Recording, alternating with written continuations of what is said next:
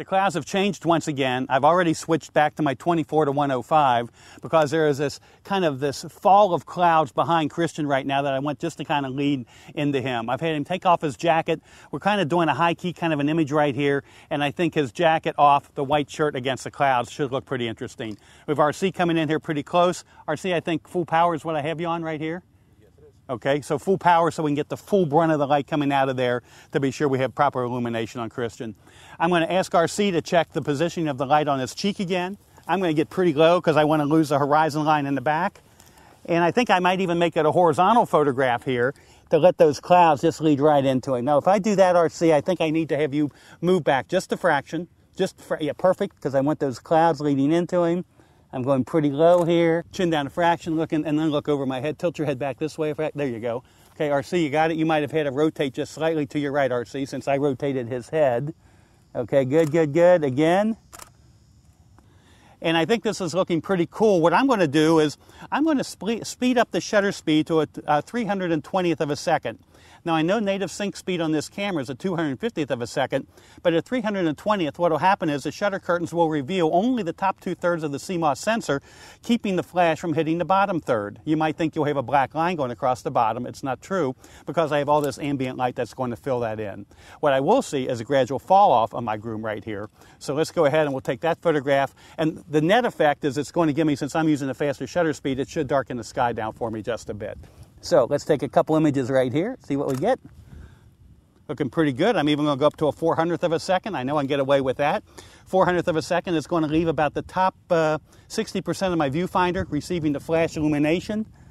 And coming right in here. And RC, let me have you just get a little bit closer for me. And I'm going to back you out till I just can't see anymore. I think you're good.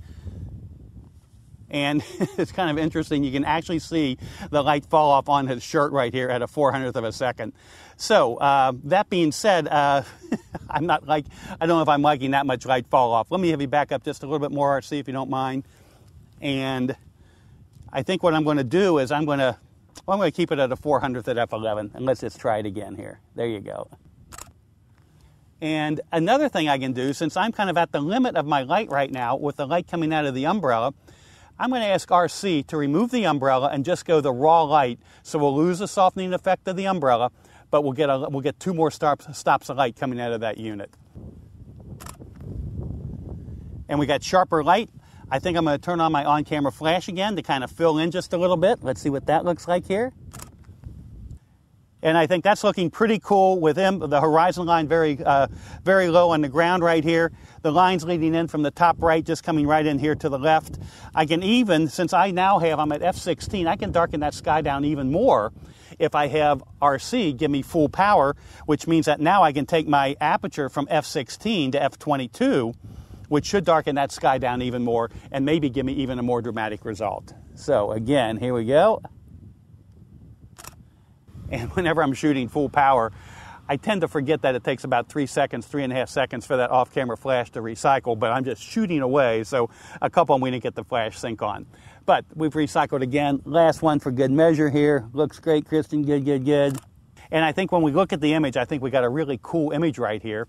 Again, young executive, groom, whoever it needs to be, but it's really about the lighting. It's getting the lighting on the subject, filling that lighting with the on-camera flash, and to get the result that I've got right here, I've got this coming in at about -1 stop. So anyway, I think a result turned out pretty cool here in this situation.